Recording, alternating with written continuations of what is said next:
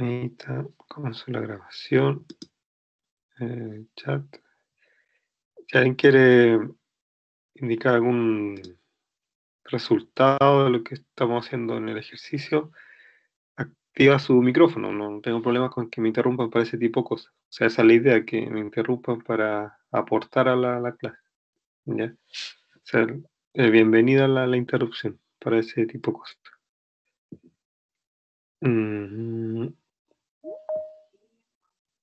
Ahí está aceptando. ¿Por qué hay don Marcelo Pérez? A ver. Pues recién lo había aceptado. Ah, no, Marcelo contigo.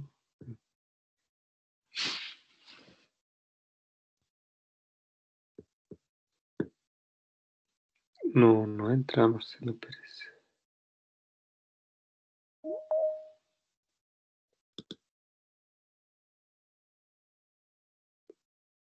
¿Por qué no entra Marcelo Pérez? Dice no se pudo admitir.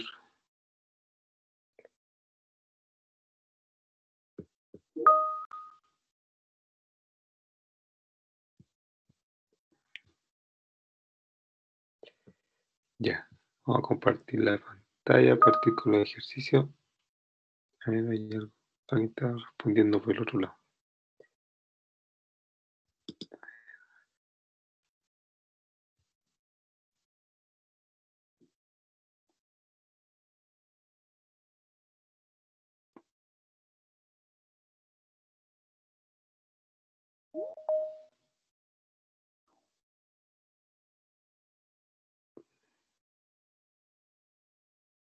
Lunes 29, es la prueba 1, lunes 29. Está la prueba 1 el lunes 29. ¿Cómo está? Como dije en la primera clase. Lo que me pregunta Jorge. Pues hoy día vamos a hacer ejercicios.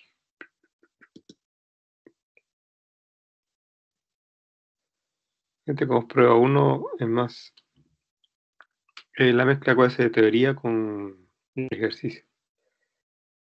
También había una guía de ejercicio que subí la semana pasada al LMS. Y todas las clases les digo que me pregunten de lo que han estudiado, de lo que hay en el LMS. Ya. A ver. Compartir la pantalla para iniciar ejercicios. Profesor, Alan, dime. es que quedé con una duda en la clase pasada sobre lo Ya, último que hicimos. sí, dime sobre qué es.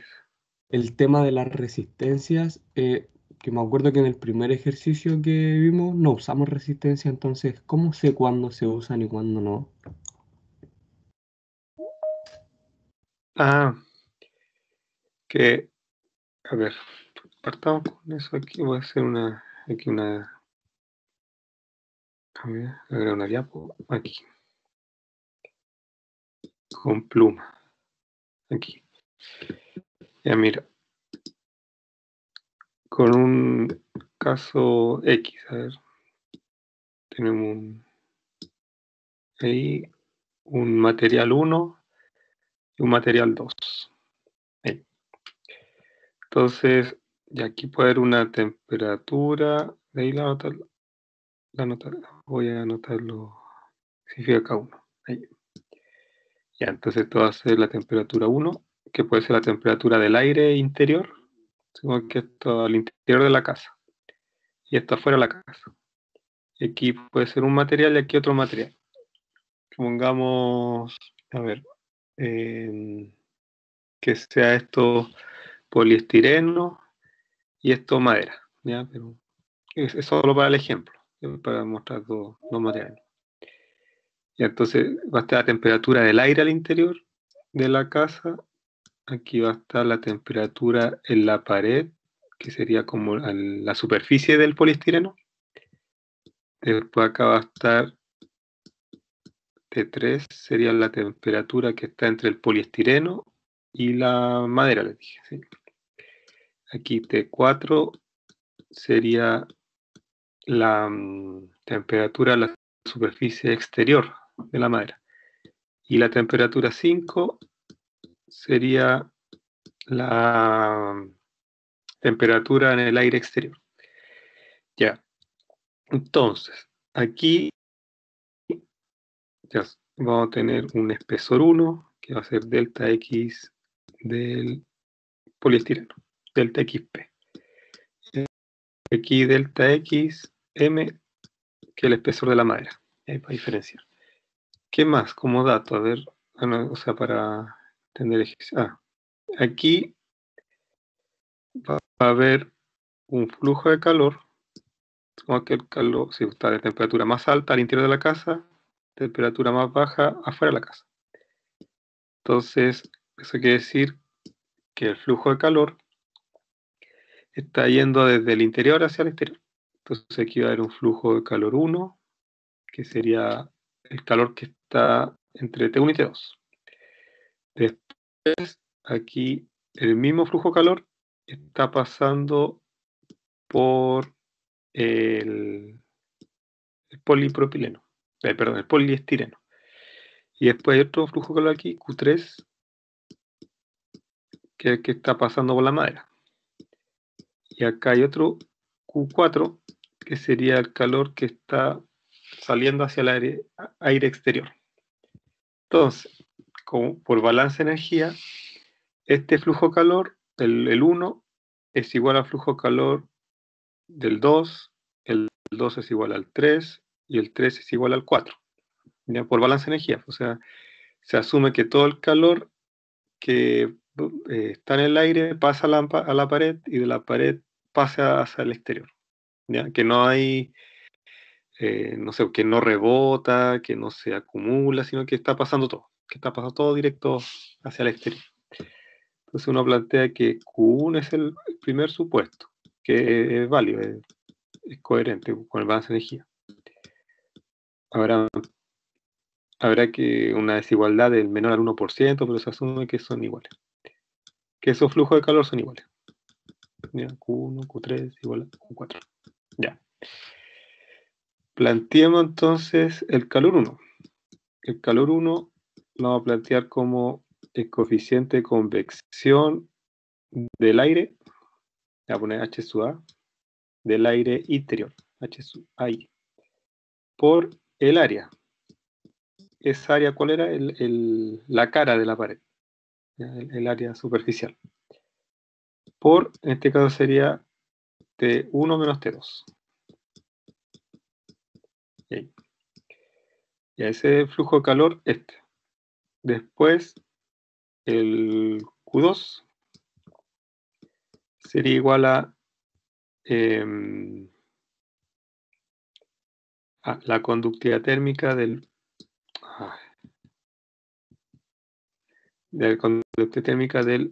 poliestireno por el área dividido por el espesor del poliestireno.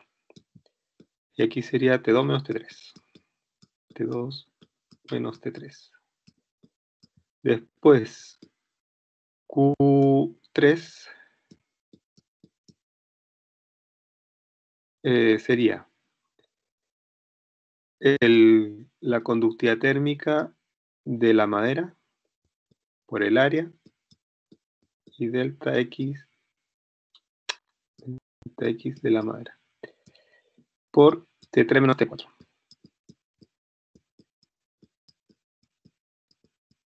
Ahí, T3 menos T4.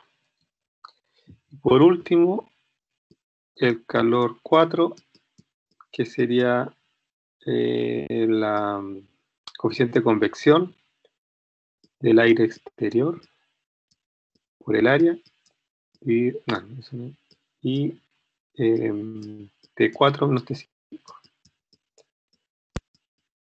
Ahí, ¿ya? Usar la goma. Tiene la opción de goma. No,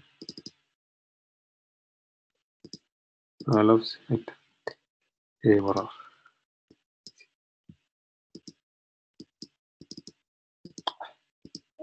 Entonces, ¿qué apuntáis? No, listo. Entonces, tú puedes plantear el flujo de calor para cada etapa o cada resistencia. O sea, cada una de estas, entre 1 y 2, 2 y 3, 3 y 4, cada una de esas se llama resistencia. ¿Ya? Entonces lo puedes plantear de esta forma. ¿Ya? Y la otra opción es que esto lo plantees como resistencia. ¿Ya? Y eso, ¿cómo se hacía? Que era aquí despejando y después se sumaban las ecuaciones.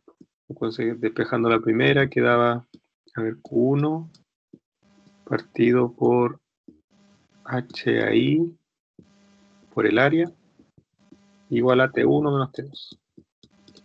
Y eso lo hacíamos para todas las ecuaciones. Y eso, si lo planteamos para las 4, al final llegábamos a que Q1, o sea Q, porque como es el mismo, flujo calor, era igual a 1, vamos a decir que esto se hace para cada uno. Para cada uno hace eso, y después se suma la... Quedaba 1 partido por coeficiente de convección del aire interno, por el área mayúscula. Acuérdense que esa A mayúscula es la misma área para todas las capas, pues suponiendo que son placas planas. ¿Ya? No nos vamos a complicar de que son áreas diferentes. Si fuera un estanque así, esférico o circular, estas áreas son diferentes. El área interna es menor.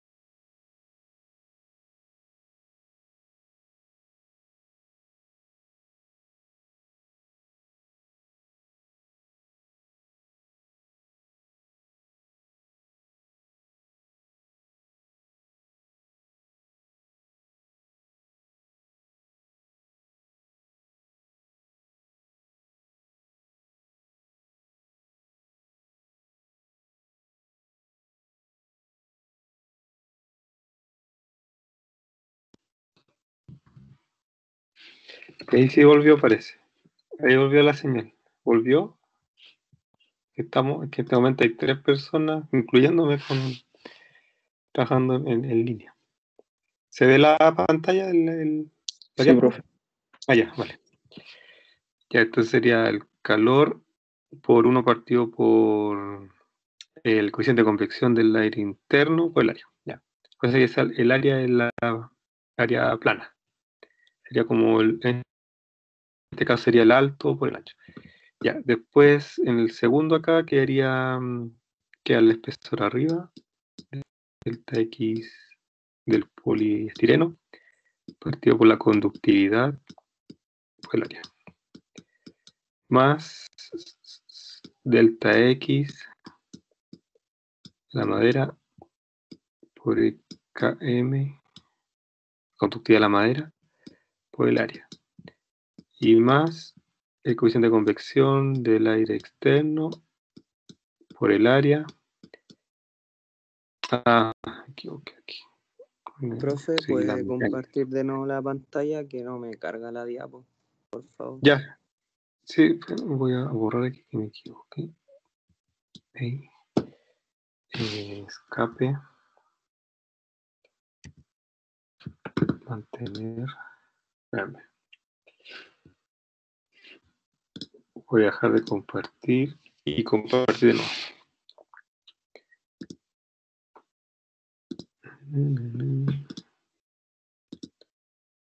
No sé por qué este año ocurre eso, el año pasado no ocurría eso. Ya. Eso. ¿Se ve? ¿Me dicen? Sí, no se ve. Estoy proyectando la diapo, el escrito. Sí, ahora sí, profe. Sí, vale. Después acá sería 1 partido por el coeficiente de convección del aire externo o el área. Me detienen si van quedando con dudas, que me pregunten al tiro. Y acá como aquí se plantean estas 4 ecuaciones despejadas, acuérdense que solo quedaba, porque se va T2 con T2, T3 con T3, T4 con T4. Queda al final solo las temperaturas extremas, T1 y T5. Ahí. Y estas son las resistencias, pues esta es la resistencia del aire, la resistencia del poliestireno, la resistencia de la madera y la resistencia del aire externo. Entonces esto se puede escribir como Q igual a, esto pasa dividiendo, queda 1 dividido por, esa es la resistencia del aire interno, más la resistencia del poliestireno, más la resistencia de la madera y más la resistencia del aire externo, por T1 menos T5. Entonces, conviene usar esta ecuación, lo que me preguntas, conviene usar esta ecuación cuando ustedes conocen que lo más habitual, las temperaturas extremas, porque es lo más fácil medir. Ustedes pueden medir la temperatura del aire interno y pueden medir la temperatura del aire externo. Incluso podrían medir T2 y T4, que serían las temperaturas superficiales. Pero ahí necesitan sensores tipo J, o sea, que son como unos cables que se pegan ahí a la pared y pueden medir la temperatura. Pero ya necesita un equipo especial. Y obviamente la temperatura intermedia no pueden medirla. O sea, esa tendrían que colocar también un sensor tipo J, pero entre medio de los materiales, para medir eso. O sea, tendrían que hacer un hoyito aquí a la madera y tratar de colocar el cable ahí y después sellarlo. Pero ya tendría un análisis invasivo. Entonces, como lo habitual es que uno conozca la temperatura del aire interno y el aire externo, se acostumbra a usar esto. Y este término gigantesco a veces se le llama U por A en este caso, porque está con el área incluida. ¿Ya? Es el U por A.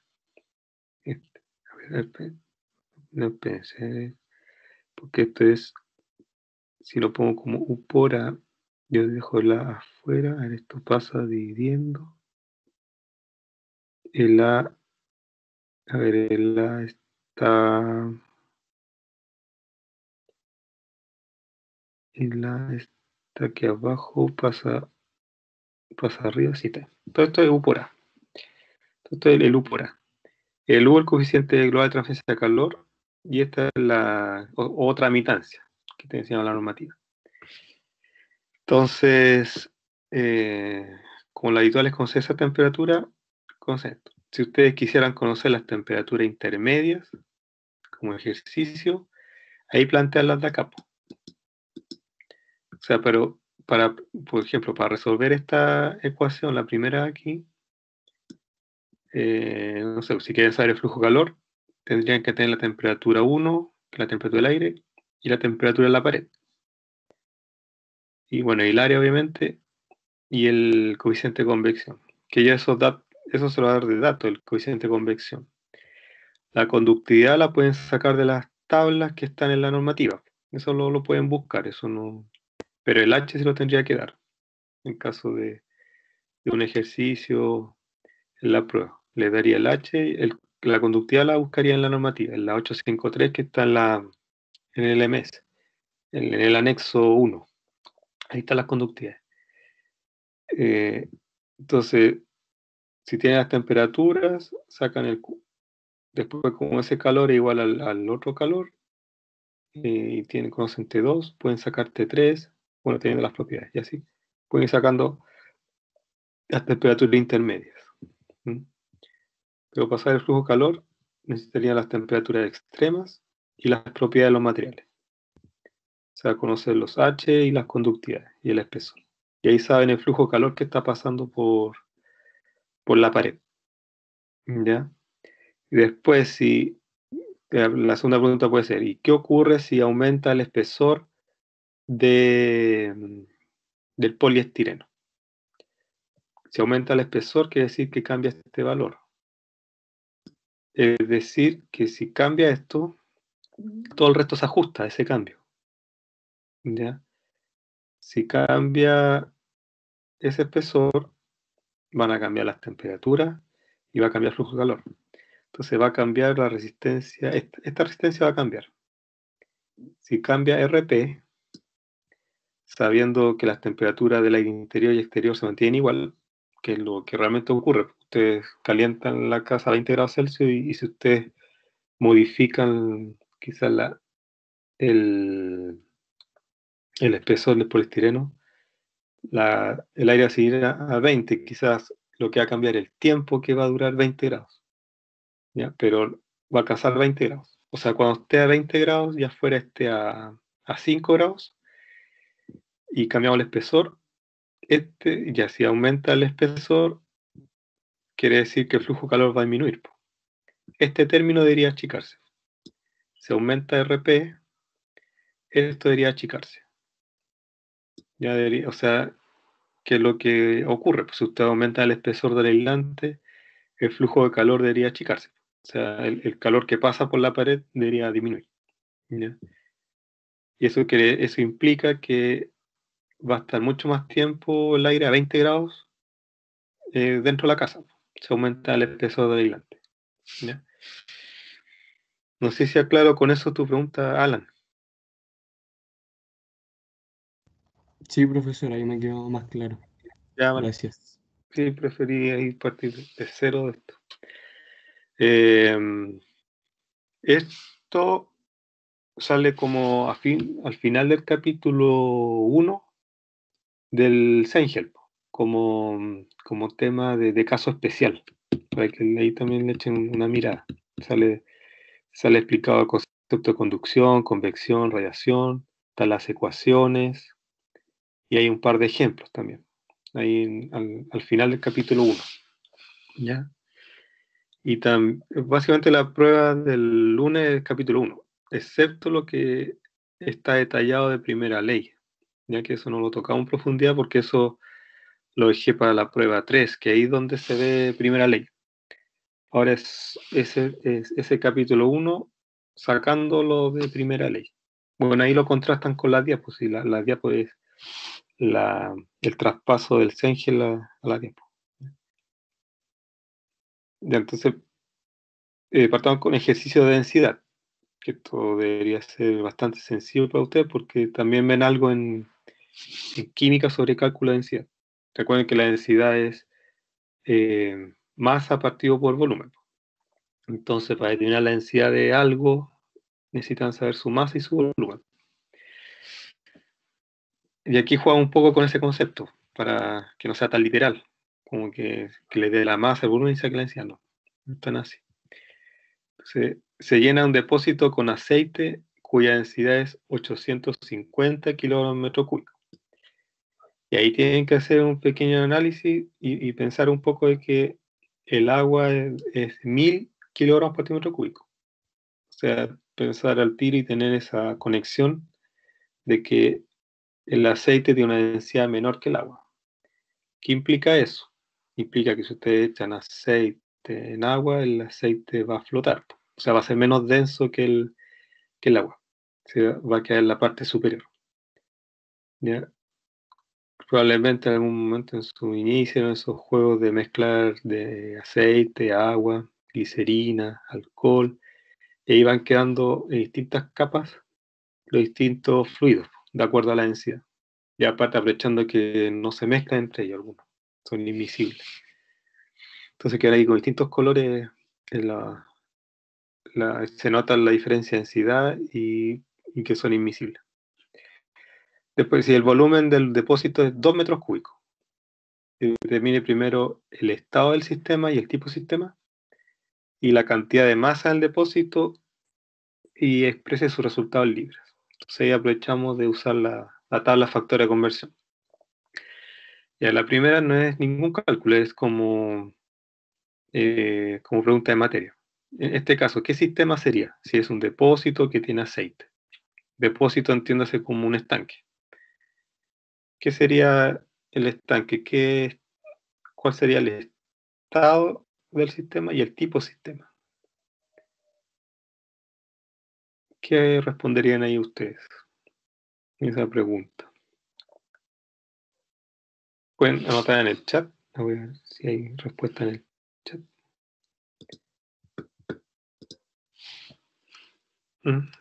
Acá pueden anotar. Anoten acá su respuesta. En caso de no quedan actividad del micrófono o tenga mucho ruido donde están. Además, así sé quién respondió. Pueden anotar ahí en el chat la respuesta.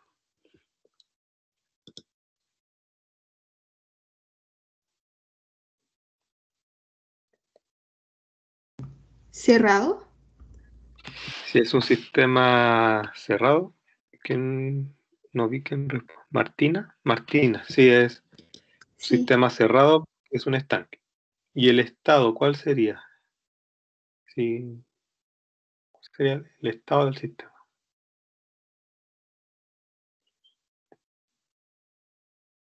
Acuérdense que estado o estado termodinámico es cuando están las variables definidas. Entonces,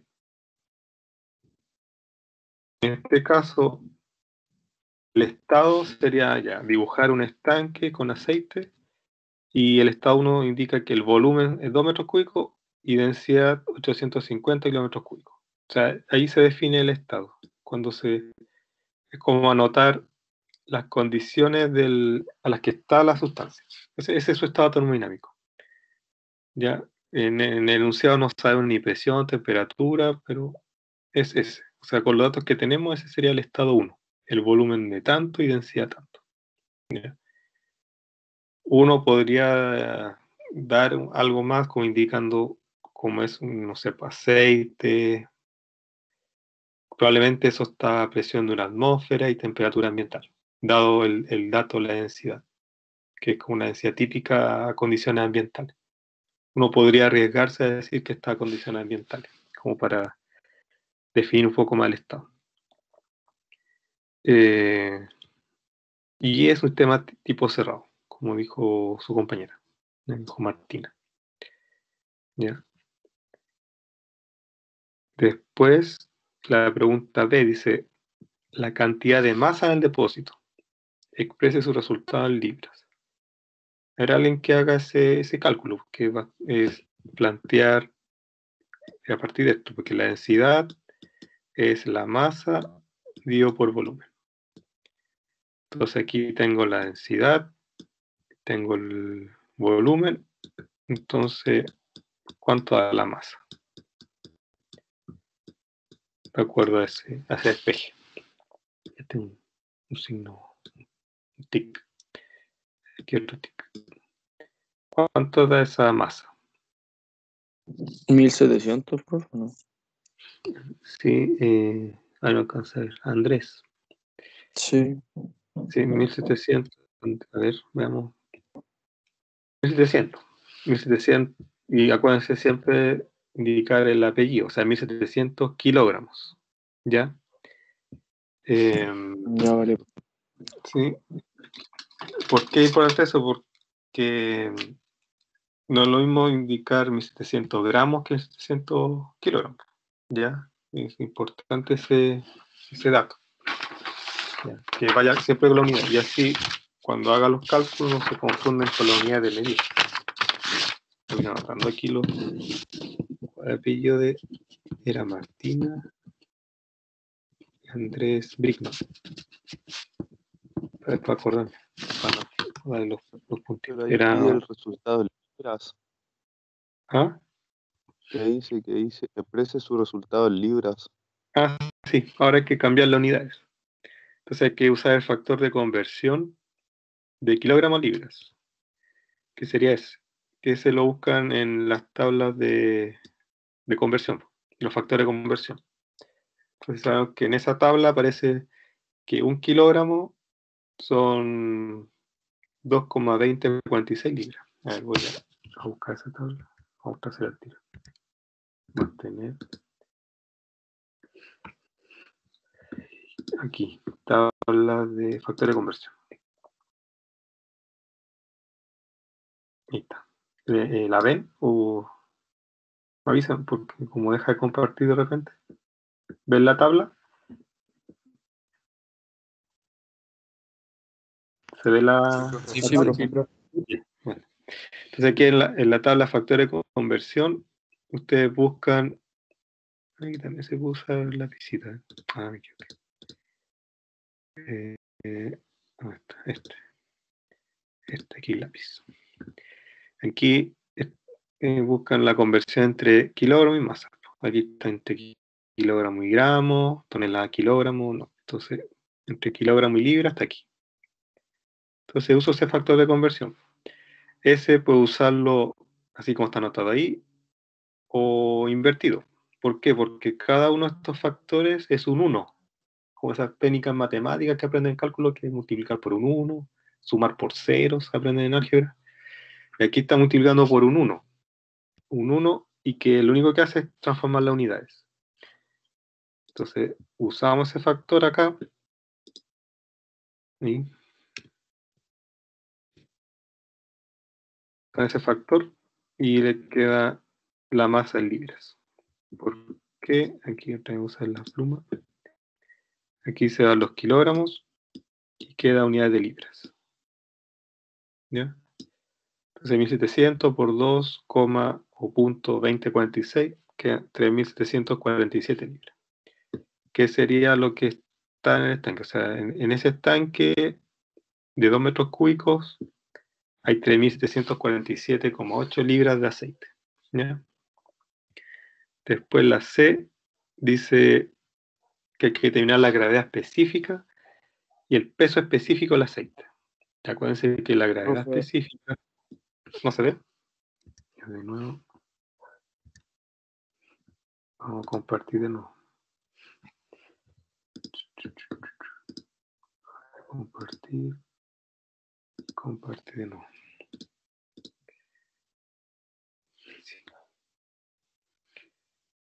Acá está.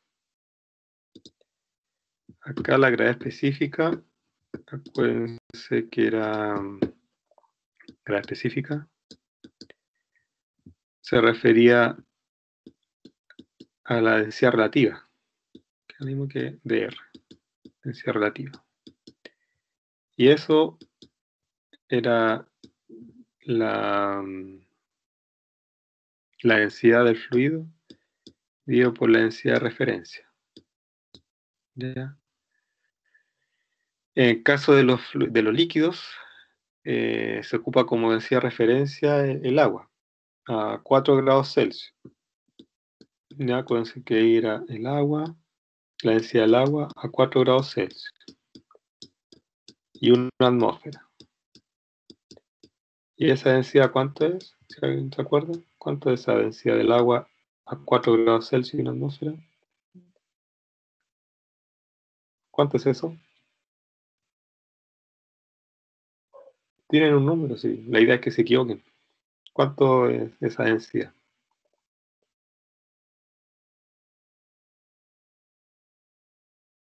¿101 o no? No, es 1000. O sea, ¿en qué unidad? 1000 kilogramos por centímetro cúbico.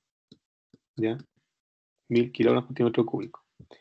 Esa es la densidad del agua a 4 grados Celsius y una atmósfera. El agua líquida. Ya, recuerden que la densidad del agua va aumentando. O sea, a 0 grados Celsius tiene un valor, después a 4 sube hasta 1000 y de ahí empieza a bajar.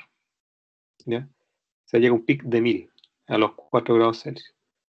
Después a 20 grados Celsius será 998, ya empieza a bajar.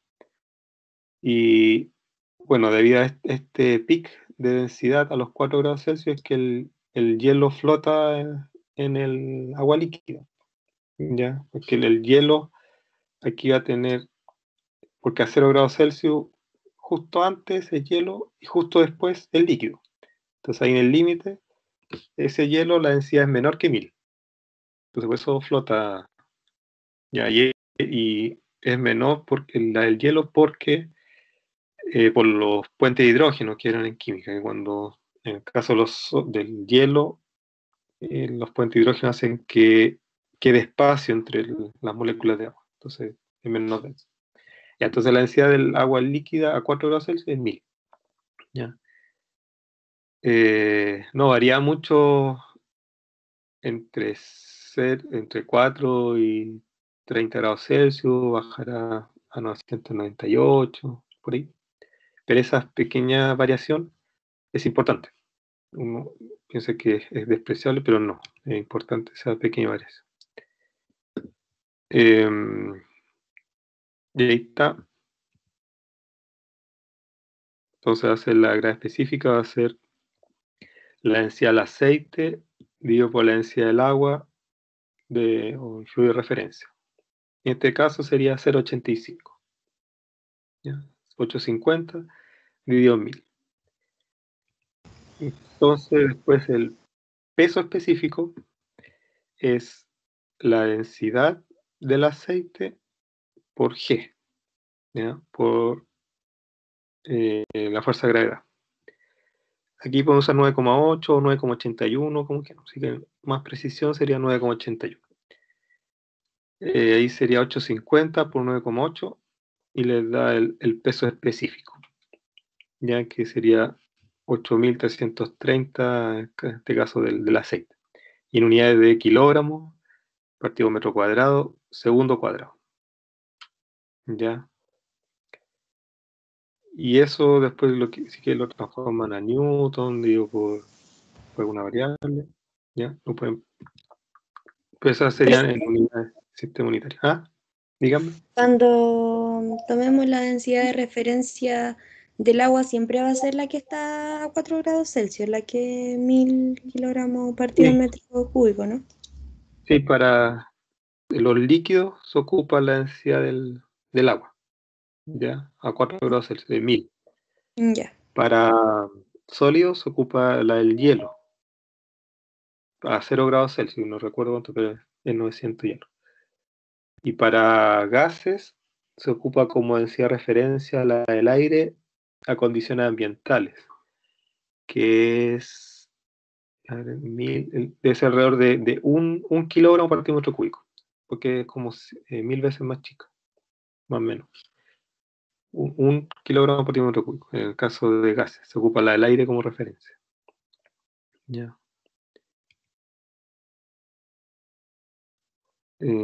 Después la pregunta D dice, si la profundidad del estanque es 1,6, ¿cuánto mide el radio? Bueno, aquí tienen que acordarse de geometría. Para saber el volumen de un estanque tubular sería el área por la altura. Eso es el volumen de un estanque. Entonces, si la profundidad del estanque es 1,6, ¿cuánto vale el radio? Entonces tenemos el volumen, que era 2 metros cúbicos, H, que nos dan de dato 1,6 metros. Entonces aquí despejamos el radio. ¿Ya? Y da 0,63 metros. Es decir, 63,1 centímetros. ¿Ya? Eso ya es geometría. La E es una pregunta sobre presión. Entonces, ¿cuál sería la presión en el fondo del estanque? Exprese su resultado en PSI. ¿Ya?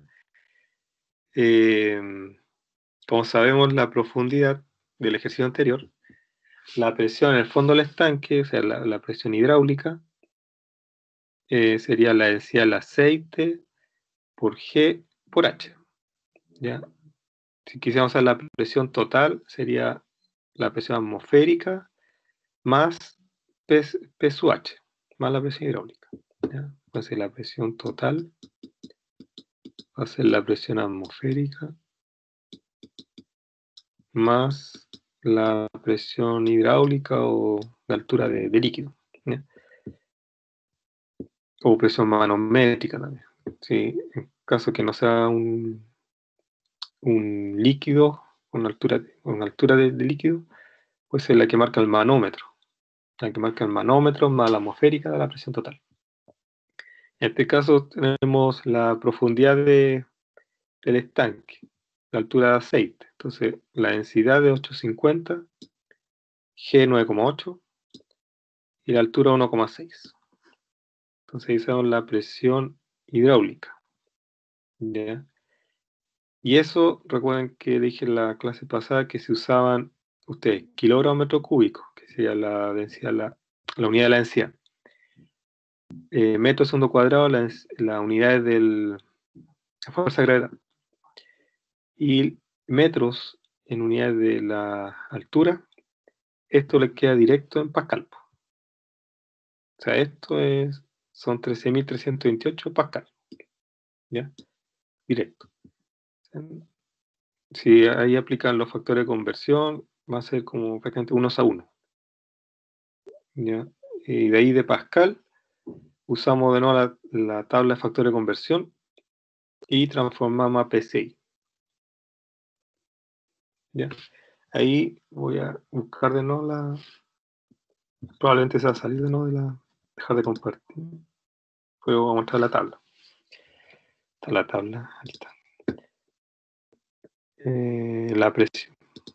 ¿Ven la tabla? Si no, me avisan para. Presión, aquí está.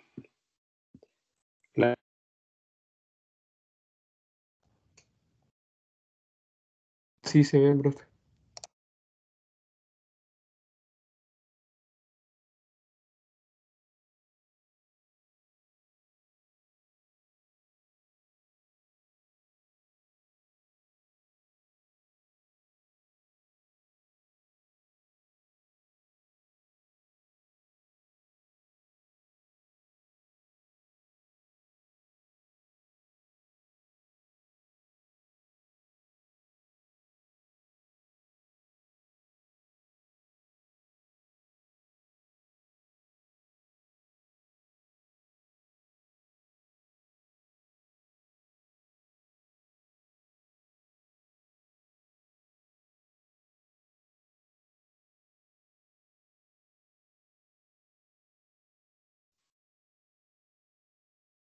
Y ahí volvió de nuevo la señal. 1,935 PSI. Sí. Y lo que no sé si ven la pantalla de la tabla de conversión. ¿La pueden ver? Sí, profe. Sí, ya. Tendrían que ocupar estos dos factores de conversión. Ya, de Pascal a atmósfera y de atmósfera a PSI. A menos que tengan la transformación directa en alguna otra tabla ustedes. Ya, porque aquí no encuentro directa. Bien. Entonces, haciendo esos dos cambios de Pascal a atmósfera y después de atmósfera a PSI, llegan a ese resultado. Me dicen si no se ve, estoy proyectando la diapo.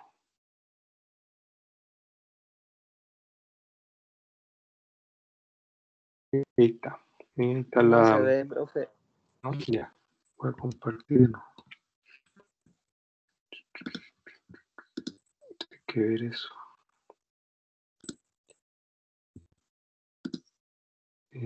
Compartir. Ya. Y ahí sí. Entonces, llega acá los 13.328 Pascal.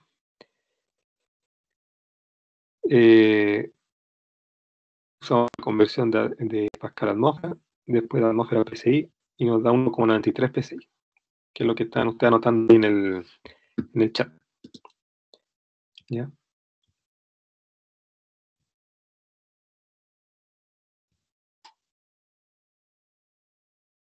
¿Ya? La presión total sería la presión ambiental más la presión hidráulica. Es decir, la presión ambiental en unidades de PSI son 14,696. Ya es una atmósfera en PSI son 14,696 más 1,93. Entonces la presión total es 16,63 PSI. Acá en este caso, como expresión total, este podría anotarse como 16,63 PSI-A. ¿Ya? Porque unidades de PSI se puede usar ese es su A de absoluto. Y este de acá, este podría ser 1,93 PSI-G, que es como la presión manométrica. ¿Ya? En la otra unidad de presión no se hace esa distinción. En los PSI sí se puede hacer, se permite. ¿Ya?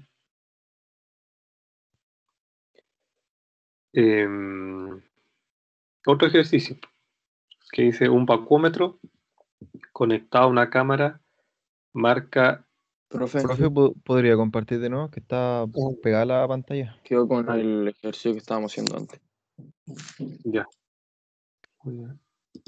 Ahora viene se trata de un vacuómetro que marca 5,8 PSI. Estoy compartiendo.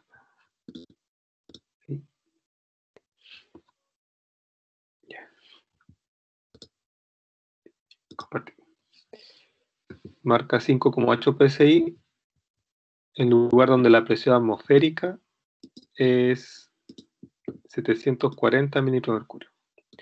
Entonces, de nuevo, determina el estado y el tipo de sistema, ve la presión absoluta en la cámara y exprese su resultado en metros de agua. Y la primera parte es como plantearlo. Plantear el estado del sistema, que sería la presión del vacuómetro, 5 PSI, la presión atmosférica, 740 mililitros de mercurio. Aquí hay un volumen desconocido y temperatura desconocida. Ya no se sabe, no hay ningún otro dato en el enunciado.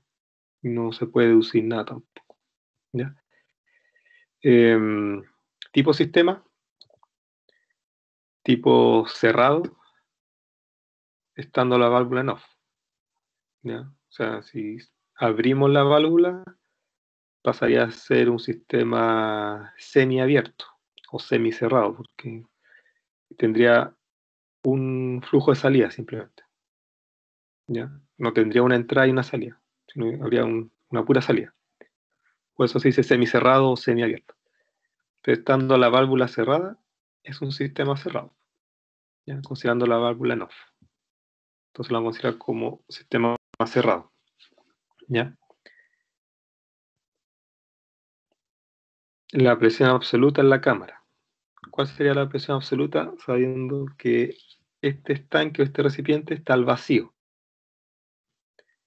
Entonces ahí, en ese caso, la presión absoluta es la presión atmosférica menos la presión de vacío. ¿Ya? A diferencia de lo anterior, que era más. Aquí es menos, porque sabemos que está al vacío. ¿Ya?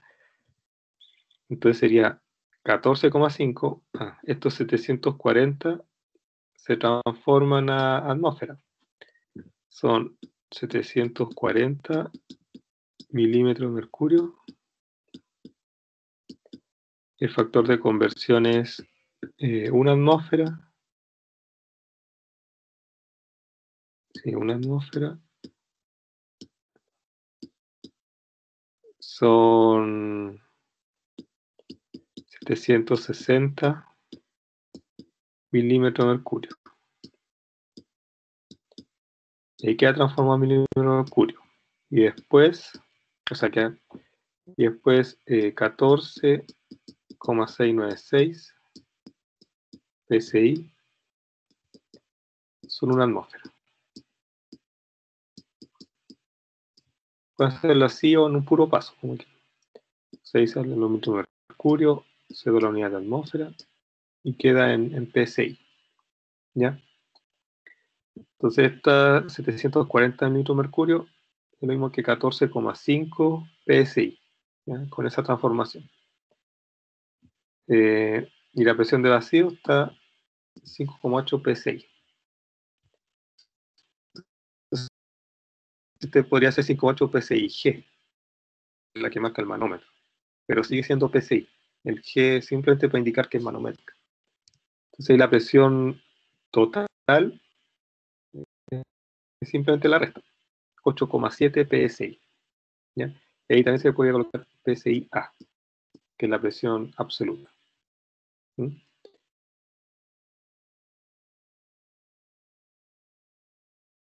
Ahí está para transformar a metros de agua. Tenemos 8,7 PSI, de PSI lo pasamos a atmósfera y de atmósfera a metros de agua. Es decir, son 6,12 metros de agua. Esa presión total equivale a 6 metros de agua. ¿Ya? Imagínense una columna de 6 metros de agua. Esa es la presión absoluta para este estanque. ¿Ya? Acuérdense, vayan deteniéndome si hay dudas, porque estos como son más sencillos, los voy avanzando un poco más rápido. Este es un poco más complejo, que para determinar la presión usando este tipo de manómetro.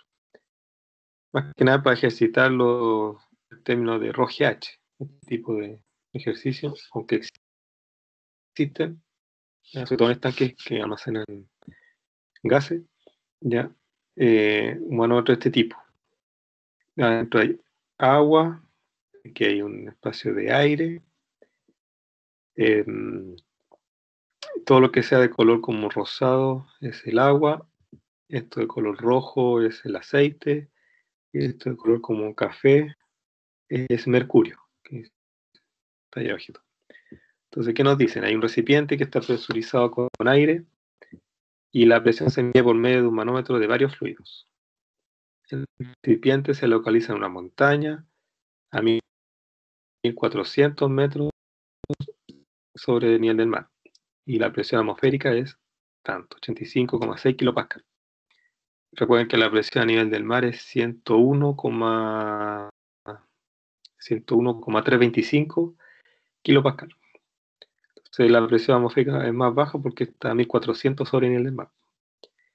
Determine la presión del aire en el recipiente. Si H1, o sea, esta distancia, son 10 centímetros, H2 son 20 centímetros y H3 son 35 centímetros. Tome la densidad del agua, aceite y mercurio, como ya la del agua es 1000. Siempre se aproxima a 1000.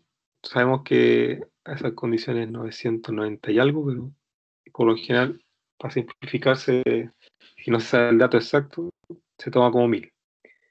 1000, la densidad del aceite 850 y la densidad de mercurio 13600. Estos son como datos ya que incorporando a su memoria, como datos prácticos. La densidad del mercurio 13600 kilogramos metro cúbico. La densidad del agua 1000 kilogramos metro cúbico. La densidad de un aceite entre 850 y 900 kilogramos metro cúbico. ¿Ya? Entonces, para saber la presión que nos pide, ¿la presión dónde? Del aire en el recipiente. O sea, la presión aquí. Esa presión nos pide. La presión del aire en el recipiente. ¿Cómo llegamos a la presión del aire? Sabiendo todo lo que está acá por el lado derecho. Entonces ahí hay que igualar presiones. Esta presión 1 hay que igualar a todo el resto que está acá. ¿Qué implica eso? Eso ya. Acá. Sigamos la mecánica de esto. Mira, la presión 1, que es la presión hasta ese punto, esa presión hasta ese punto, hasta ahí, esa presión, más la presión del agua, que dice H1, es la presión hasta aquí, hasta ese punto, esa presión. Voy anotando aquí, esto es P1, aquí está la presión del agua, que le vamos a llamar, a ver, ya, W, la presión del agua. Después dice más la presión del aceite. Acuérdense que por ley de Pascal, la presión en ese punto es igual a esa presión. ¿Ya? Entonces, y esa presión de ese punto es la misma presión, o sea, por el lado del aceite, es la misma presión que está acá. ¿Ya? Entonces se transmite la presión. Entonces dice ya la presión del aire, la presión del agua, y ahora acá, este trocito. Ese trocito sería la presión del aceite. Estamos sumando hacia abajo. La presión del aire está ahí, la del agua, la del aceite. Y entonces hasta ese punto, hasta ese punto es la presión que va sumando aquí estos tres trazos. Pero me queda el lado acá. Entonces por eso menos la presión del mercurio. ¿Por qué? ¿Por qué menos esta presión? Porque esta presión va para allá. Y aparte que no puedo considerar dos trazos, sumar dos trazos y en el mismo sector, así en paralelo. Uno se resta con el otro. En términos de presión se restan. Y eso, y todo ese término, o sea, esa presión más esa, más esto, más eso, que sería la presión hasta ahí, eso es igual a la presión atmosférica, que es la presión que está acá. La presión atmosférica. Entonces esa presión atmosférica que está ahí apuntando aquí en el punto 2 es igual a todo este recorrido. ¿Ya? A la presión 1 más la presión del agua más la presión del aceite menos la presión del mercurio. ¿Hay alguna consulta? Parece que 8,7 PSI. Ah, ya lo calculan. Eso. ¿Entienden esa lógica? También lo pueden notar de otra forma. De que este tramo, o sea, toda esa presión es igual, o sea, despejando aquí. La presión del aire más la presión del agua más la presión del aceite, la minúscula ya he puesto, de aceite es igual a la presión atmosférica más la presión del mercurio. O sea, la presión hasta ese punto es igual a la presión, esa presión más esta presión. Y ahí se igualan esas dos presiones aquí. También lo pueden pensar de esa forma. La presión hasta ese punto es igual a la presión hasta ese punto. Ahí estamos considerando hacia el otro lado aquí. ¿Ya? Ahí voy a borrar esto. Profe, ¿y por qué la presión del mercurio se toma para el otro lado? Pues, aquí como está considerada,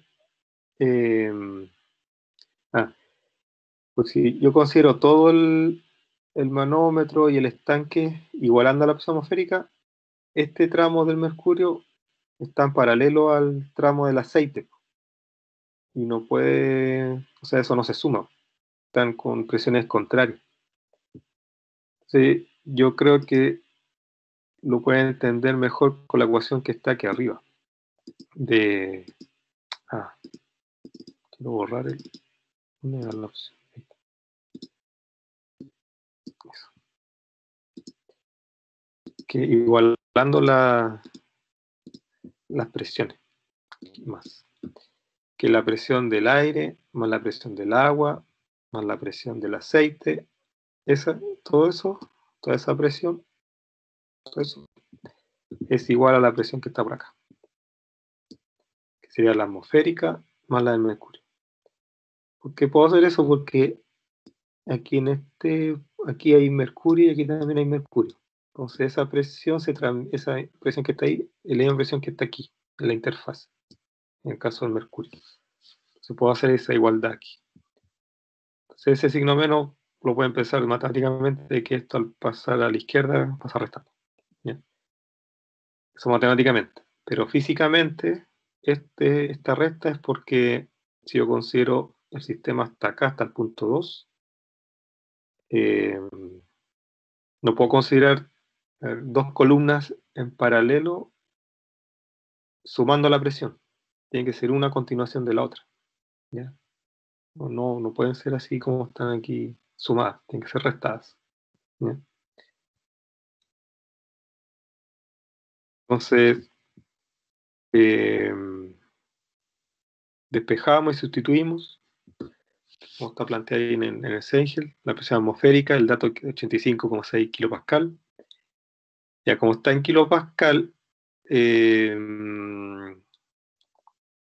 acá les conviene usar esta unidad de medida, ya en metros segundo cuadrado, en kilogramos metro cúbico, la altura en metros, ya, pero esto hay que pasarlo a pascal, porque esto de aquí está dando directamente en pascal. Entonces ahí les conviene pasar es más fácil pasar esto a pascal que pasar todo el resto a kilopascal. Y este podría ser 85.600 pascal. Y ahí el resultado final le va a dar en pascal y ahí lo pasan a kilopascal. ¿Ya? Pero aquí simplemente está reemplazado esto, es ese término. Aquí está despejado nomás, despejaron P1. El del aceite, ¿dónde está el del aceite? Acá está el del aceite, tiene un aceite con los 20 centímetros. El 9,8 está ahí como factor común. Aquí está el caso del mercurio, el agua y el aceite. ¿Bien? También enredado como lo plantea el Sengel.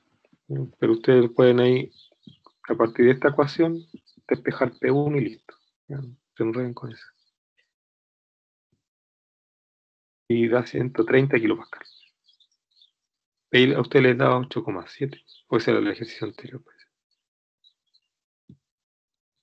8,7 me están dando, que era. Ah, era el de acá. Acá da 130 kilopascal. Esa sería la presión 1. A la presión del aire al interior del estanque. ¿Ya?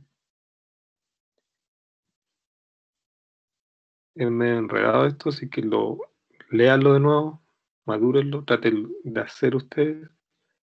O sea, eso es como una otra técnica de estudio para ingeniería, de que hacer el esfuerzo de tratar de hacer ejercicio. Y aunque esté 1 hora, 2 horas, pero hacer el ejercicio de pensar cómo hacerlo. Eso es importante.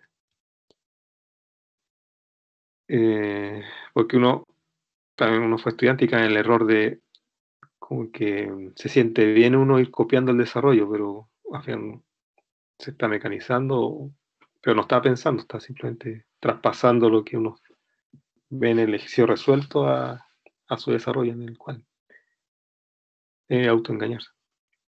Hay que hacer el ejercicio de tratar de, aunque sea unos 15 minutos, pensar cómo se hace. La presión absoluta en agua a una profundidad de 5 metros es de 145 kilopascal. Entonces, determine la presión atmosférica y la presión absoluta a una profundidad de 5 metros en un líquido cuya densidad relativa es 0,85 en el mismo lugar. Y entonces, primero veamos la presión atmosférica. Sabemos la presión absoluta a una cierta profundidad. Entonces, de ahí de esa ecuación despejamos la presión atmosférica. O sea, sabemos que la presión absoluta es la atmosférica o presión ambiental más rho GH. Sabemos que la presión absoluta son 145.000 pascal. Y la densidad, suponiendo que es agua, estamos asumiendo la densidad del agua pura. Si somos más precisos, la densidad del agua mar será 1020, ¿ya? 1020 kilogramos por centímetro cúbico. Aumenta ahí un poquito. Ya 1000 por 9,8 por 5. ¿Ya? Entonces despejamos la presión ambiental o presión atmosférica, la absoluta menos la presión hidráulica. Entonces ahí nos da que en esa zona hay 96.000 pascal, es decir, 96 kilopascal. O en la atmósfera sería 0,95 atmósfera. Sería la presión en esa zona. ¿Ya?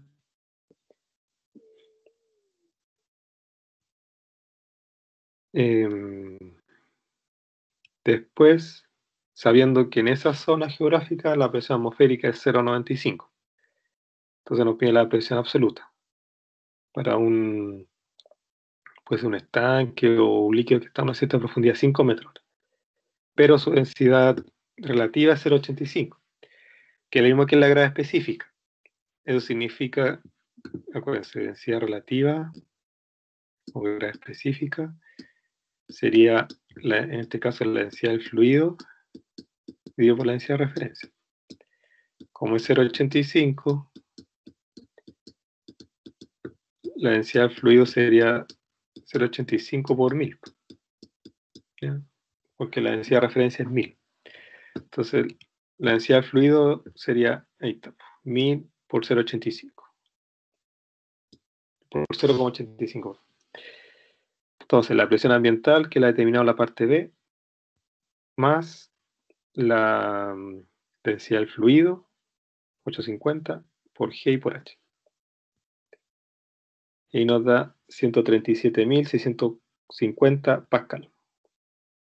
¿Ya?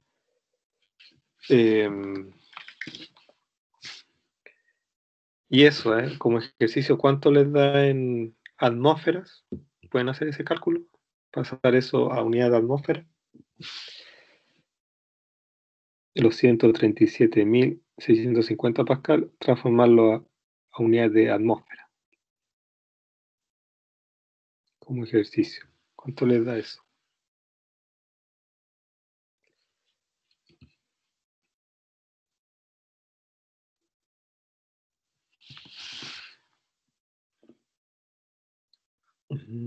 Está anotando acá.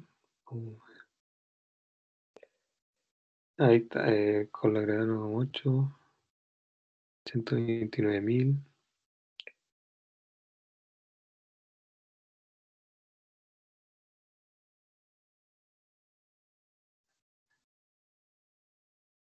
$1,36 dice Consuelo, 1,35 Tomás.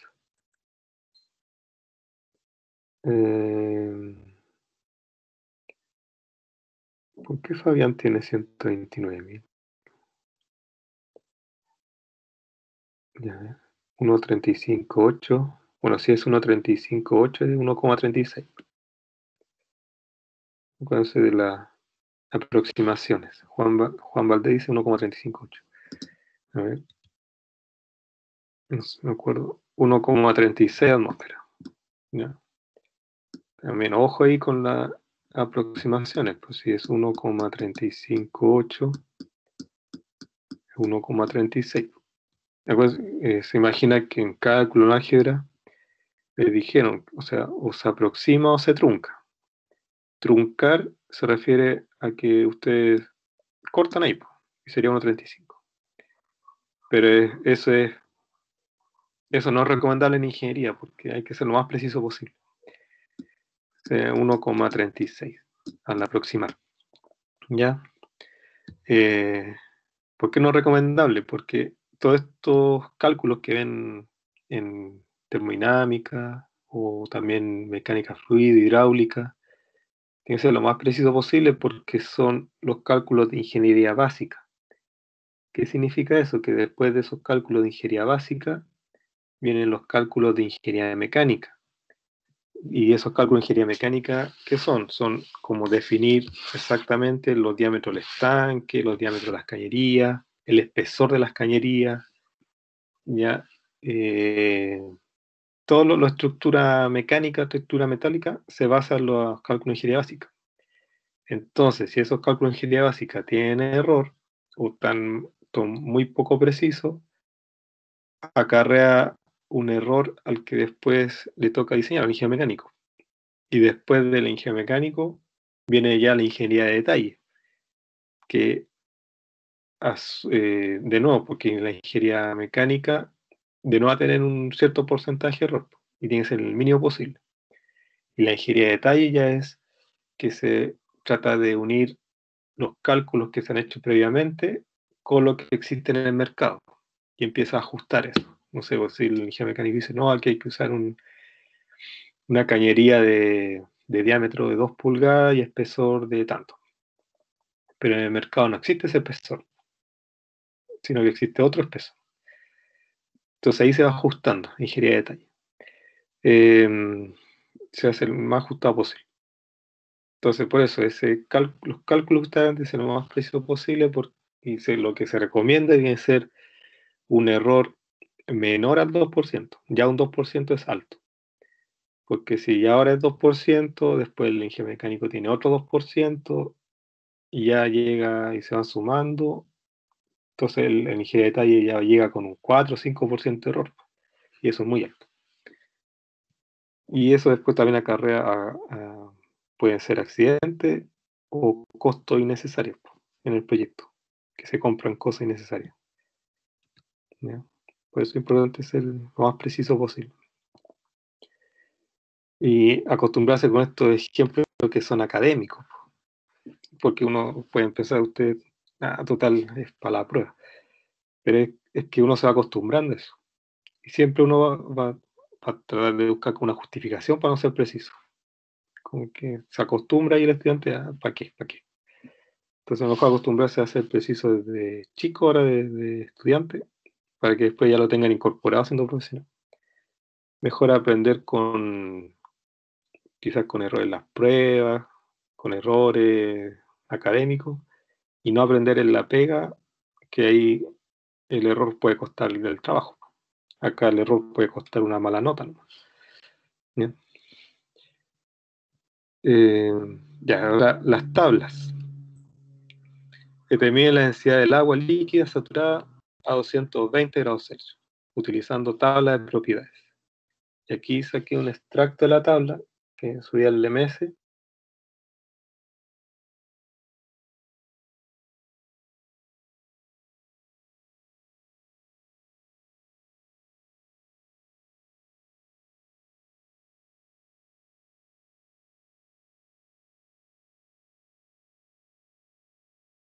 Se cayó la señal de nuevo, parece.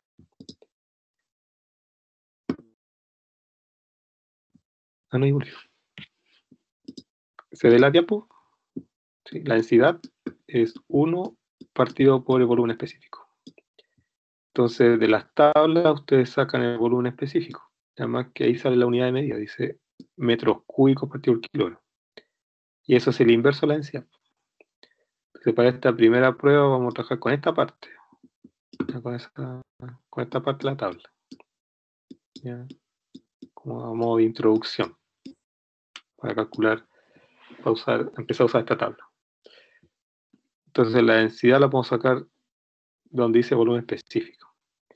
Aquí está el caso especial para agua saturada. ¿Ya qué significa agua líquida saturada?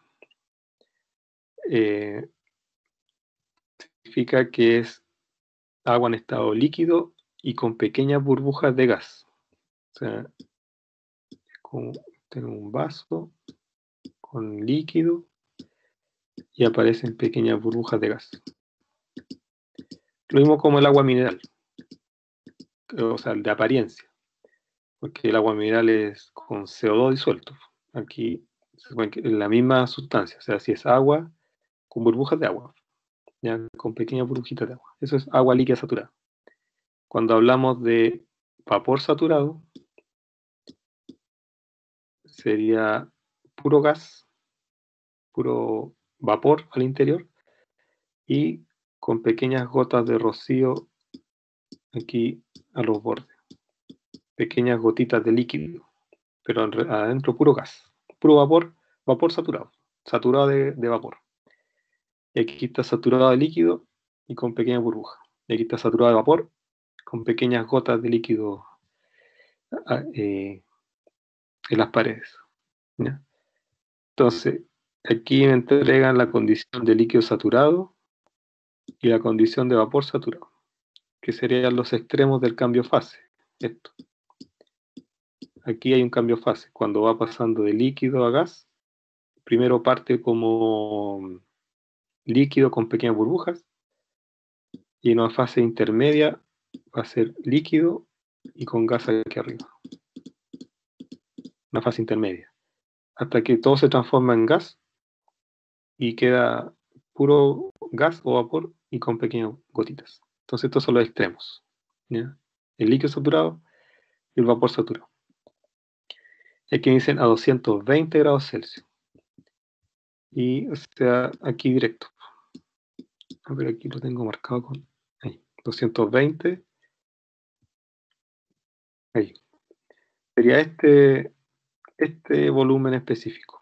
Porque dice líquido saturado. Ahí nos dice agua líquida saturada. A 220 grados Celsius. Es decir, ese valor. Eso implica que la densidad sería 1 dividido por 0,00119. Es decir, la densidad da 840,34 kilogramos partido metro cúbico. Entonces se puede estar preguntando, pero si el agua líquida era 1000.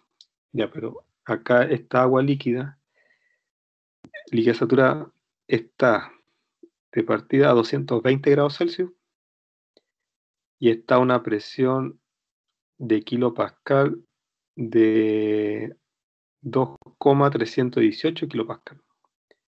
Eso significa 2318 pascal. Y esa es una presión alta o baja. Una presión alta o baja.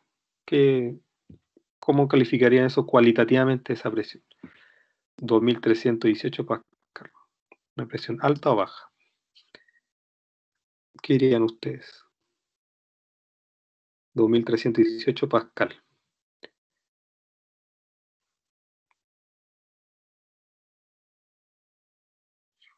¿Una presión alta ¿Baja? o baja?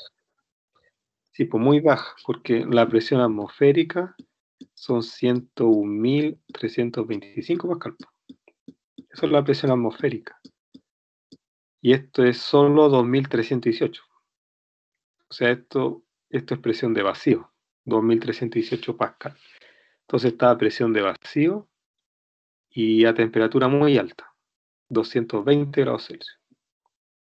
Y ahí se logra que el agua esté como líquido saturado, ¿ya? Entonces son condiciones diferentes a los que ustedes están acostumbrados de ver, de considerar agua líquida los ejercicios. Este caso podría observarse en intercambiadores de calor, en procesos industriales. ¿Ya? Intercambiador de calor quiere decir que son aparatos donde circula un fluido caliente y un fluido frío. ¿Ya? Entonces, la idea es que el fluido frío enfríe el fluido caliente. ¿Ya? O también puede cumplir la función inversa, que el fluido caliente, que el propósito sea que el fluido caliente caliente el fluido frío. Depende del propósito del proceso y los líquidos que estén en el intercambiador de calor. ¿Ya? Por ejemplo, un condensador de un ciclo de potencia, esos operan a vacío, a estas presiones, los condensadores. Entonces viene el vapor desde la turbina y pasa a un condensador que trabaja a vacío, con esta presión, y condensa ese vapor hasta líquido saturado, que sería esta condición. Entonces, esas tablas que les pasé son para distintas condiciones. Está la tabla A6. Antes de saltar esta. Está la tabla A4, que está la primera columna es temperatura y la segunda columna es presión. Entonces, la primera columna son como números enteros, números bonitos, 200, 105, 110, ¿ya? Y la presión es de acuerdo a esa temperatura. La tabla A5 es lo mismo, la misma idea que está acá, pero la primera columna es presión y la segunda columna es temperatura. Y ahí la presión son números enteros, o sea, 1, 2, 10, 20, 30, y de acuerdo a eso se va ajustando la temperatura. ¿Ya? Y la tabla A6, que aquí extraje Es grande la tabla 6, pero aquí saqué el pedacito para el ejercicio, ¿no? La tabla 6 es para agua sobrecalentada. ¿Qué significa agua sobrecalentada? Significa vapor. Simplemente vapor de agua. ¿Ya? Y en este caso nos dice determina la densidad del agua, vapor, a 101 megapascal y 133 grados Celsius, utilizando las tablas de propiedades. Aquí, de nuevo, para saber la densidad necesitamos saber el volumen específico. ¿Ya? Ahí nos vamos a centrar, en las otras no. Esas otras variables son para más adelante. En el volumen específico, entonces la temperatura está entre 100 y 150. Es decir, a esa condición hay que interpolar. ¿Ya? Aplicar la ecuación de la recta entre dos puntos. Eso es básicamente significa interpolar. Asumir que entre esos dos puntos hay una línea recta. ¿Ya?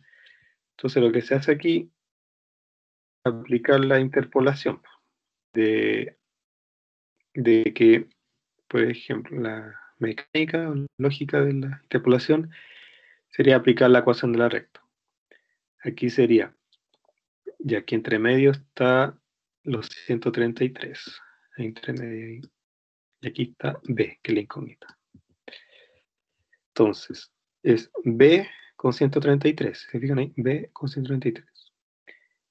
Y arriba sería el volumen específico menos el nivel inferior. Y el 133 menos 100. O sea que sea, porque el 17,196 está con 100. ¿Sí? Y al otro lado, el rango total, que sería 19,512 menos 17,196. El 19 va con 150 y el 17 va con el 100. Entonces, la idea es aquí. A ver. Estamos haciendo la ecuación de la recta entre dos puntos. ¿Sí? Entre dos puntos y nuestro punto está aquí entre medio. ¿Sí? Entonces estamos asumiendo que a ver,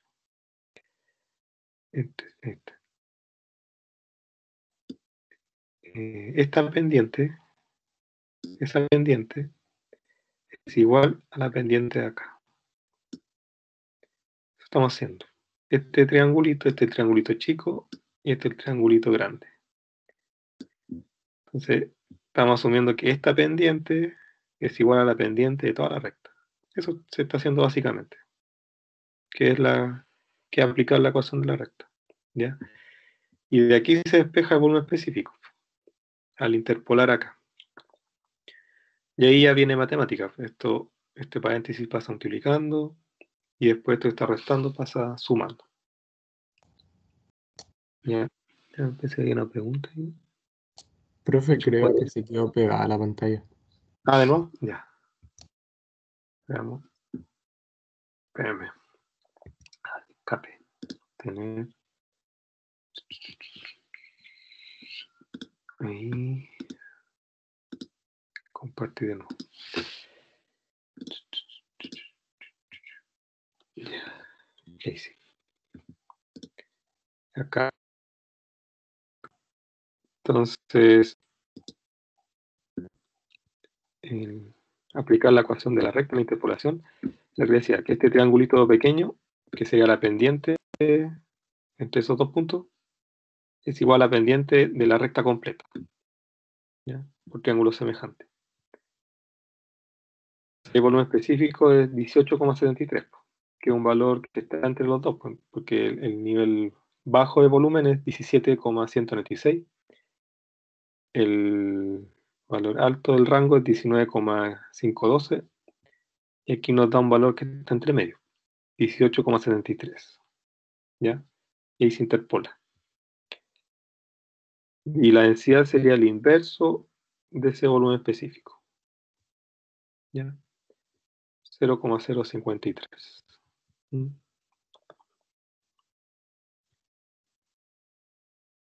Después, ejercicio con respecto al último que vimos de energía. Ya dice un sitio evaluado para construir una granja eólica tiene vientos permanentes a una velocidad de 8,5 metros por segundo. Determine la energía eólica por unidad de masa para una masa de 10 kilogramos. Y C para un flujo de 1154 kilogramos por segundo de aire. Entonces, para responder la primera parte, bueno, aquí como anexo les puse un mapa de energía eólica, donde los colores más oscuros significan del potencial de viento para producir energía eólica. Y se fijan dónde está el mayor potencial, está aquí, en el sur de Chile. Entonces, en el sur de Chile está el mayor potencial mundial, bueno, ahí y aquí también hay unas zonas. Mayor potencial mundial para generar energía eólica aquí en el sur. Y en el norte está el mayor potencial para energía solar. Y en la costa tenemos el mayor potencial para energía undimotriz y mareomotriz. O sea, Chile podría vivir solamente de energía renovable, si quisiéramos, si fuera una política de Estado. La energía eólica por masa unitaria de aire ya sería la energía cinética, porque la energía cinética del viento que hace mover las aspas de la turbina. Entonces, esa energía se traduce a la velocidad del aire, ¿ya? Al cuadrado partido en 2. Se fijan, esto es energía dividido por masa. Entonces, por cada unidad de masa son 36 un joule. Y ahí se responde la parte A, pues dice energía geólica por unidad de masa. ¿Cómo se llegó a eso por unidad de masa? Haciendo el cambio de unidades, porque aquí era 8,5 metros partido por segundo cuadrado, o sea, metro por segundo, todo eso al cuadrado partido en 2. Y después esas unidades se transforman en joule por kilogramo, que son unidades de energía específica. Metro partido por segundo y todo eso al cuadrado es energía específica, es decir, energía partida por masa. Entonces ahí, como un joule partido por kilogramo es 1 metro cuadrado partido por segundo cuadrado, queda el resultado en 36,1 joule partido por kilogramo. Y ahí respondemos la primera parte, o sea, la energía eólica por unidad de masa. ¿Ya? O sea, con respecto a la velocidad del viento se puede determinar la energía cinética y es el potencial de energía eólica que tiene la turbina. Después dice para una masa de 10 kilogramos. Ahí simplemente sería el resultado anterior, multiplicarlo por 10 kilogramos. Entonces, la energía sería la masa por la energía específica y eso queda 361 joules. Y después dice para un flujo de 1154 kilogramos por segundo de aire. Ahí nos va a quedar ahora flujo de energía. ¿Ya? Entonces aparece el puntito que está ahí, porque va a quedar por unidad de tiempo. Entonces va a ser el flujo másico por la energía específica y después un cambio de unidades. ¿Ya? Porque aquí con el cambio, la multiplicación directa nos quedaría en joule partido por segundo. Y ahí tienen que acordarse que un joule partido por segundo es lo mismo que un watt. ¿Ya? Un joule es lo mismo que un watt. Y después lo pasan a kilowatt, o sea, 1000 watts son 1 kilowatt. Y eso queda 41,7 kilowatts. Es decir, esa sería la potencia para esa turbina, ya para ese viento. Para un viento de 8,5 metros por segundo, que sería como lo de color amarillo, porque dice 8,6. Lo que está como en amarillo ahí. Esas turbinas podrían generar 4.7 kilowatts. ¿Ya? Considerando si esa velocidad tiene ese flujo másico. ¿Ya? ¿Cómo se mide ese flujo másico de un aire? Se mide con un anemómetro. Se pone el anemómetro, que es como una argolla que tiene álabes en su interior, o aletas. Entonces el viento, el viento está circulando, se coloca el anemómetro, se mueven las aspas y de acuerdo a la calibración de la velocidad de giro, se traspasa a flujo de aire, el anemómetro. Y ese flujo de aire probablemente va a ser, no sé, pues en caudal. Y sabiendo la presión y temperatura de la zona, se sabe la densidad de ese aire. Y con la densidad, el caudal se pasa a flujo másico. ¿Bien? Otro ejercicio que también plantea el Sengel es sobre el trabajo de flecha, ¿ya? Para repasar nomás estos conceptos. Sería 2pi por las revoluciones por el torque. ¿Ya? Dice, determine la potencia transmitida por la flecha de un automóvil cuando el momento de torsión es de 200 newton por metro y la flecha gira a razón de 4000 revoluciones por minuto, RPM. Entonces, para saber ese trabajo de flecha, necesitamos saber las revoluciones y la torsión. Y el trabajo nos va a quedar unidades de kilowatt, haciendo las conversiones pertinentes. Porque esto va a quedar partido por minuto, los minutos los pasamos a segundos, los newton metros se pasan a kilojoule, y entonces nos va a quedar resultado en kilojoule partido por segundo. Y eso es kilowatts. ¿Ya? 83,8 kilowatts. Entonces, si hacemos una comparación así rápida, acá una turbina eólica, Profe, 21,7. Ah, dígame. de nuevo está pegada la diapo. ¿En cuál? En la energía eólica. Ah, ya. ¿Qué pasará? Escape. No sé por qué está pasando eso. Ya, a ver. Déjame compartir.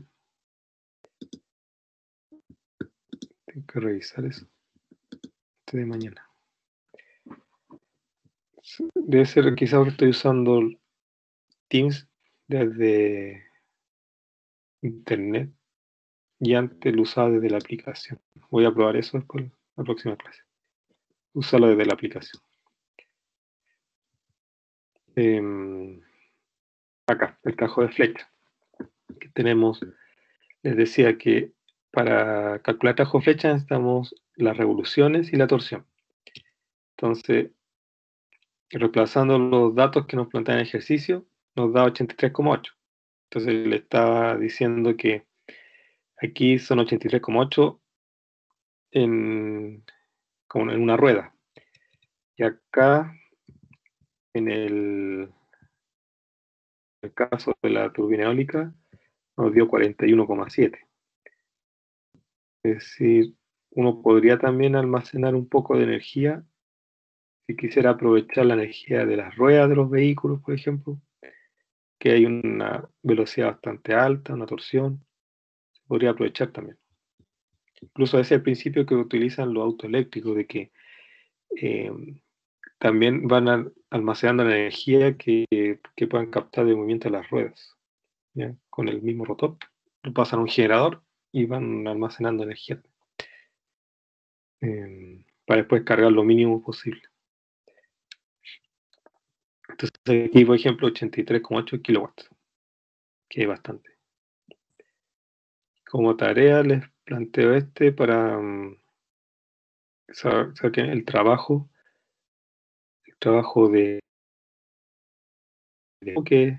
que vimos en la última clase, donde necesitan, tienen el delta P,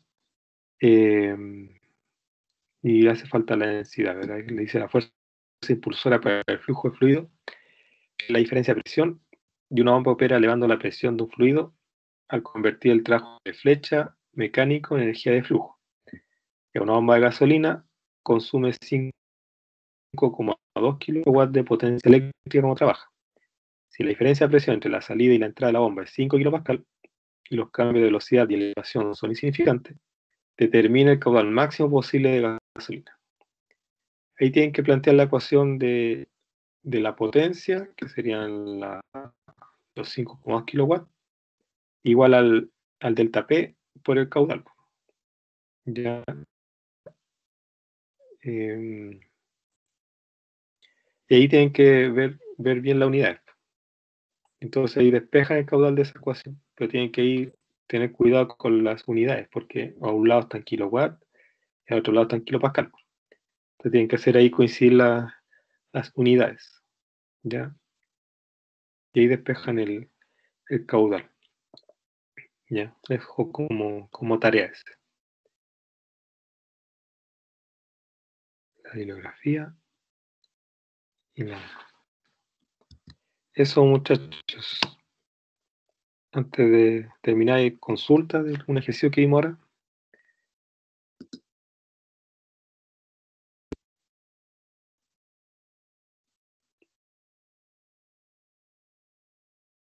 Estos los pueden repasar en el mismo Fengel que están planteados. Bueno, excepto el primero, que fue lo que, de acuerdo a la consulta que ustedes me hicieron al principio de la clase, ahí planteé esas ecuaciones al principio. ¿Ya? Pero ejercicios de esto también están al final del capítulo. Y acuérdense que también hay una guía de ejercicio en el MS. Que me pregunten sobre eso. No anoté el apellido de Martina. Martina, ¿cuánto era el apellido? Espera a ver. Sequel. Sequel. Sí.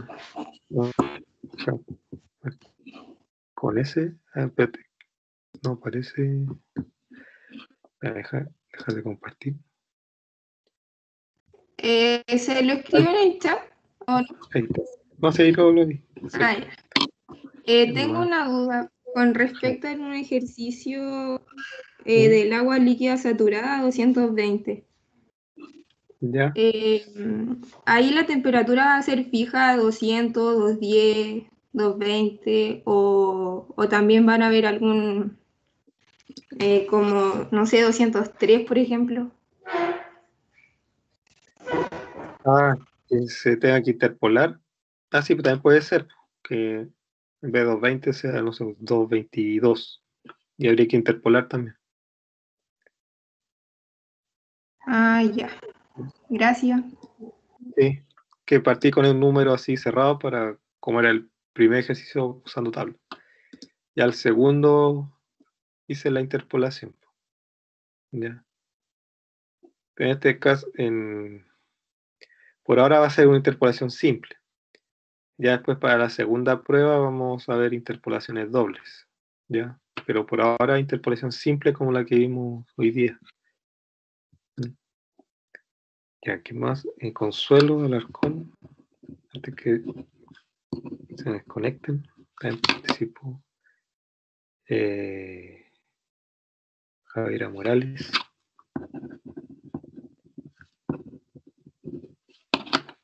Juan Valdés, que sea pariente. Tomás Steinmetz.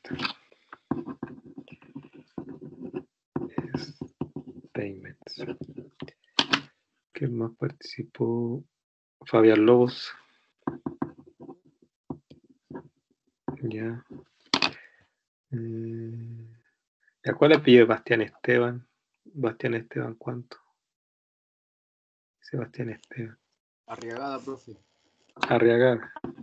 Bastián Arriagada. Jorge Cáceres.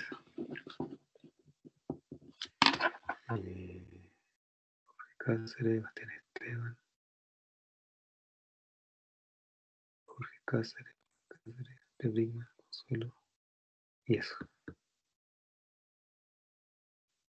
Ya. en los que anoté los que anotaron resultados aquí en el chat. Esos estudiantes van a tener como extra 5% para la prueba, ¿ya? Como puntaje extra, ¿Profe? ¿ya? ¿Sí? A mí me anotó, ¿no? ¿Me puedo anotar? Andrés Brickman, sí. Lo voy a leer. Dice Martina Sequel, Andrés Brickman, Consuelo Alarcón, Jaira Morales, Juan Valdés, Tomás Steinmetz, Fabián Lobos, Bastián Arriagada y Jorge Cáceres, que son los que vi aquí en el chat. Eso. Ya. Entonces, y recuerden, manden consultas, preguntas de la materia. Ya, en caso de preguntas de materia, después te voy a responder por Teams. Pero si son preguntas administrativas, tienen que ser por mail, porque nos dijo el director de escuela. Pero quizás por Teams es más rápido responder cosas de materia, porque ahí se puede pimponear, más que por mail. ¿Ya? Dudas de ejercicio, cosas así. Pero no que empiecen a cosas administrativas. Eso por mail. ¿Ya? Eso, muchachos. Subo al tiro hasta este PDF al LMS y apenas se descargue el video lo suban. ¿Ya? Tiene grabación.